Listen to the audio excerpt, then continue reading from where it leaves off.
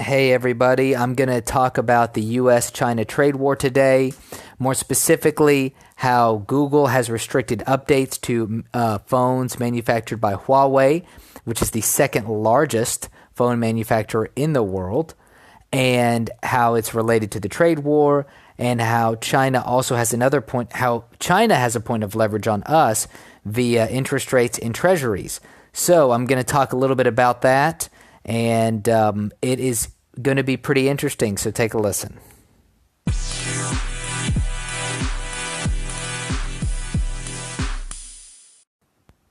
So let's talk about the current situation with Huawei and Google. If you do not know, Huawei is the world's second largest smartphone manufacturer, and they are actually ahead of Apple in terms of smartphone sales, and they are right behind Samsung. And who is Huawei? They are a Chinese company, so they manufacture phones and I believe probably tablets. I think they do a lot beyond just phones. But one of their main things that they do is phone sales, and they run most of their phones or all of their phones on which operating system? The Android operating system. However, I woke up this morning on May 20th, 2019 to find that Huawei's use of Android has been restricted by Google. So I read a tweet yesterday that Google was revoking their licensing. And I was like, no way. If that happens, this is huge, right? And the initial reports were actually more catastrophic sounding. And this is a big deal.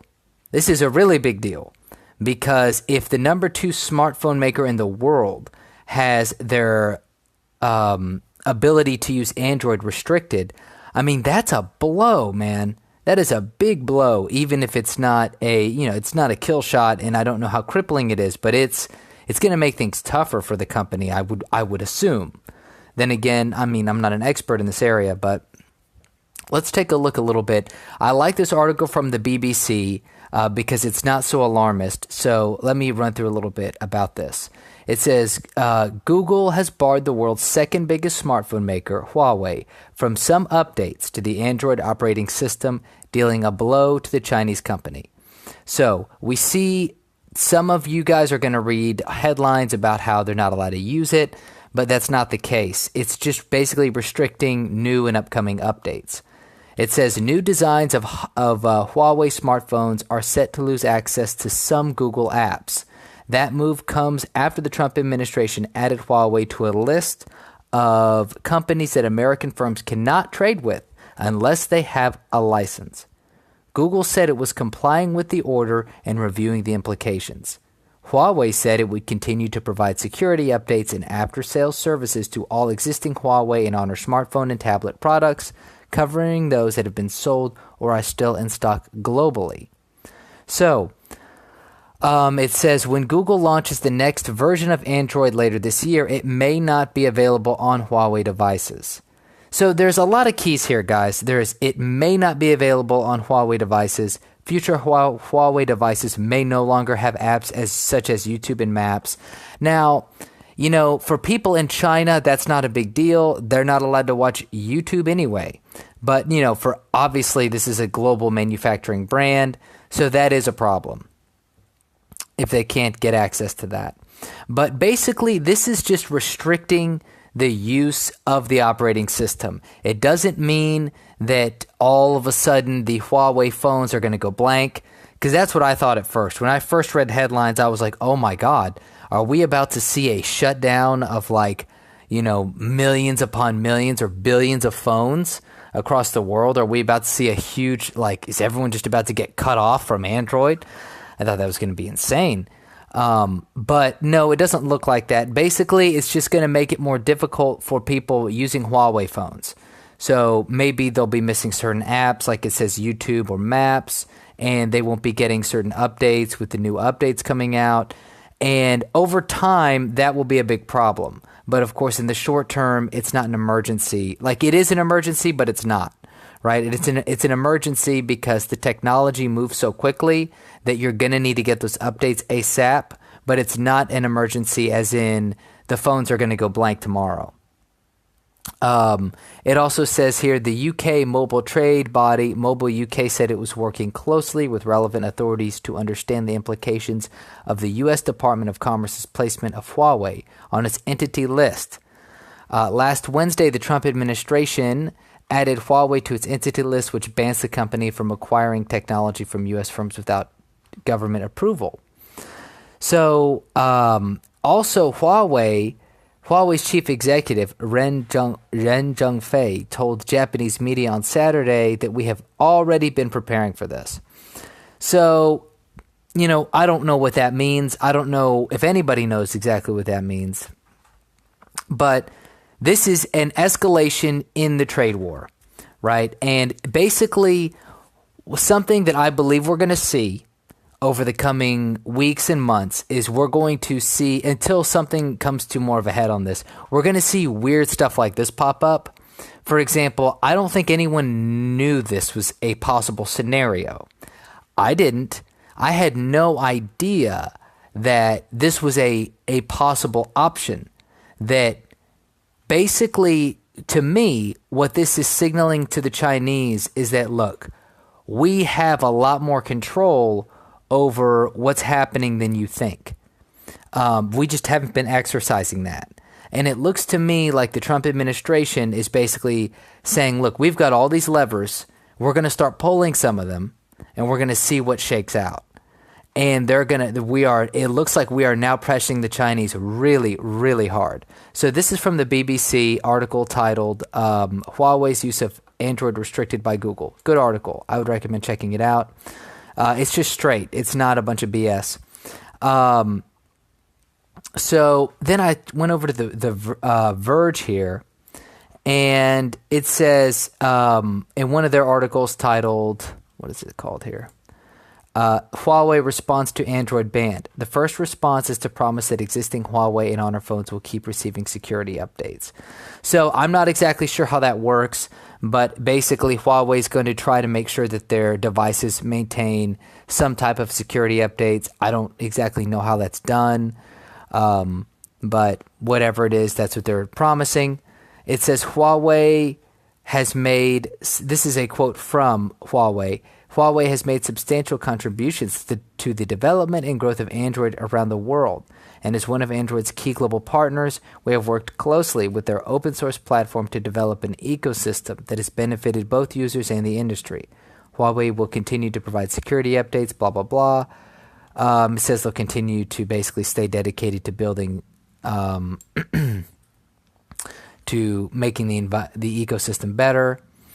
So it says, for its part, Huawei has been making preparations for an eventuality of losing access to the software from U.S. companies like Google and Microsoft, and it has been developing an in-house operating system alternative to Android. That may be what the company hints at in the final paragraph of the statement when it says it will continue to build a safe and sustainable software ecosystem. So this is interesting development. We know that Android is the software used in in all smartphones except for Apple, pretty much, and a few Microsoft or Blackberries. And so it's a really big deal that the second largest smartphone maker in the world is now going to get restricted access to Android updates. That's a really big deal. It's a bigger deal than I think people realize. Like I said, it's not a death blow, but it's a problem. It will be very interesting to see if they do come out with their own operating system. What's also interesting here is that I'm not making a prediction, but we could see here what they call a balkanizing effect, where we start to see even more so in China. So in China, they have mainland China, people are not allowed to use YouTube, Facebook, Instagram, I'm sure some other stuff as well. Twitter, that's heavily used in non-Chinese countries. Well, I guess Western countries and even Asian countries. So I could see this going a step further, and basically the situation happening where, okay, the Chinese now have another operating system and they start using that, rolling that out for their smartphones. But, while that may take they may be able to pull that off in China, it's going to be interesting to see if they do come out with another software platform. How will that interact with existing software systems? How will that interact with existing phones that are still going to be on Android and the iOS system? It will just be interesting to see. I mean, who knows? Maybe they basically have an exact copy of Android and they're just going to roll it out. I don't know. I mean, I'm not that tech savvy, just enough to mess up my computer when I want to. Now, so that is what has been going on the U.S. side. Now I'm going to jump to an article from Peter Schiff talking about treasuries. So if you guys could hold on for a second, going to do some ads here, then we'll get right back. Hey everybody, this ad is about a podcast called A Little About a Lot podcast. I have not seen it, so take it at your own risk. A Little About a Lot is a variety show by YouTubers. Kelsey and Becky behind the channel The Sorry Girls. Kelsey and Becky spill tea about their personal lives, talk about the struggles of relationships and dating. Becky is married and Kelsey is not. Oh my. Research their favorite celebs from the 90s, answer audience questions, interview some badass people, and more. We want to challenge perspectives and leave our audience feeling refreshed, inspired, and with a little more knowledge about a lot. Search your podcast app for A Little About a Lot podcast and subscribe to the A Little About a Lot podcast. And that is it for this. Okay, guys, so now I want to jump over to a post written by Peter Schiff, who is a financier of types. He does a lot of gold and silver sales. He's very financially literate, though his predictions have not been paying off recently. He does think that there will eventually be a U.S. dollar crisis, but I'm not going to talk about that. What I want to talk about is the other part of this trade war. So what do we know what's going on? In the mainstream media, we know about tariffs, right? We know about import and export taxes. We know that the U.S. is raising imports on certain types of goods coming into the U.S. from China. What is that supposed to do? That's supposed to increase the cost of those goods for U.S. consumers, so that way we are more inclined to buy domestic or other countries' goods. So that should theoretically, that will decrease the amount of things we're buying from China, which will have a negative effect on the Chinese economy, especially as they're so heavily dependent on manufacturing. Now, if we hit them with these tariffs, right, it could hurt them. I mean, it's going to hurt the U.S. too, because it's higher prices for us to buy things. But it can also hurt the Chinese a lot. Now, with this thing with Google and Android, it looks like that's another play. I would not have ever thought of that. Obviously, I don't know everything that's going on, but that's a big deal. It's almost like demonstrating to China, we have more power than you think. Now, let's go take another angle. What can the Chinese do? Well, one thing we forget is that the Chinese own a lot of U.S. debt. So let's take a look here. I'm about halfway through this article by Peter Schiff. It says China sells most U.S. treasuries in 2.5 years amid threats of nuclear option. China remains, this is partway through the article, China remains the biggest U.S. creditor. Even a pause in Chinese bond purchases could become problematic for the U.S. as it dumps billions of dollars of treasuries on the market in order to fund ballooning deficits. The U.S. federal government ran an all-time record deficit of $234 billion in February. Even as the Chinese are shredding U.S. treasuries, they are buying gold. China added gold to its reserves for the 5th straight month in April and appears to be accelerating its purchases. So what happens if the Chinese sell U.S. treasuries? So treasuries are how the U.S. government can borrow money. They essentially issue a bond, and somebody buys the bond, gives the U.S. government money, and the U.S. government says that we will pay you back, we'll pay the bond back with interest. over time. So essentially, it's like, it's just borrowing. Now, there's interest rates attached to those. And from my understanding, I do have a degree in economics. And what I do remember, and from the research I've done post my degree, that the price and the interest rate are inversely correlated. So the higher the price of the bonds, the lower the interest rate. The lower the price of the bond, the higher the price of the interest rate, or the higher the interest rate. Now, the idea here is that if China, who owns what is it? They own like over $1 trillion of U.S. debt. And it says, but if that $1.11 trillion in treasury holdings does give the Chinese significant leverage. Yeah, so the Chinese own a little over $1 trillion in U.S. debt. So the idea is that if they wanted to, they could sell off that debt, right? And if they bounce back and forth between them and some other countries, and they own one of the biggest amounts of U.S. debt. So what they could do is if they sold off enough of that, they could lower the price of the bond and increase the interest rates. What does that mean, though?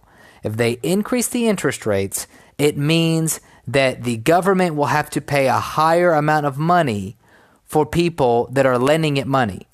Now, you might go, well, what the fuck does that mean, Taylor? Who cares? It means that the government's expenditures will go towards paying interest instead of providing services. So if the government is if our government is spending, however many $1 trillion a year, or I don't know what the budget deficit is. I don't know exactly what the budget is.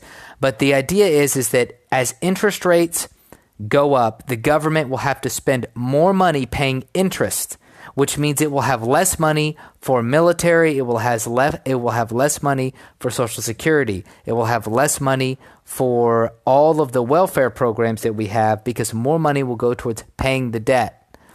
That is a possible existential problem for the United States. That is a vulnerable spot for us. But Peter Schiff goes on. He says, most analysts think that this is bluster because the Chinese are threatening this. They're threatening to sell U.S. treasuries, which would increase interest rates, which would basically devastate. If they did it aggressively enough, it could really cause problems to the U.S. economy because then basically a lot of the subsidies that we're engaged in just wouldn't be fundable. You just wouldn't be able to pay for many of the things that we're currently running through the government. It says it would, while a major Chinese dump of U.S. treasuries would wreak havoc on the U.S. economy, it would also create problems for China. A fire sale on treasuries would cut into Chinese reserves and potentially destabilize the yuan. Then again, China wouldn't have to sell everything to have a huge impact on U.S. interest rates. Even dumping a relatively small amount of its holdings would push up rates, and the debt-fueled U.S. economy has very little tolerance for higher interest rates.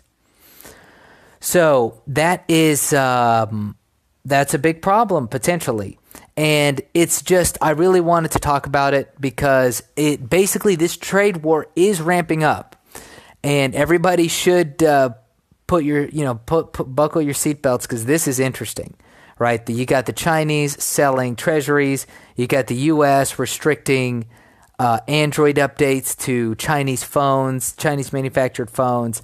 I mean, who would have thought? Who knows what's going to happen next, right? Are the Chinese going to start shutting down factories that manufacture Apple products? Like this, who the hell knows what's going to happen? But anyway, just to give you an idea, this is a very nuanced situation that's happening between the U.S. and China.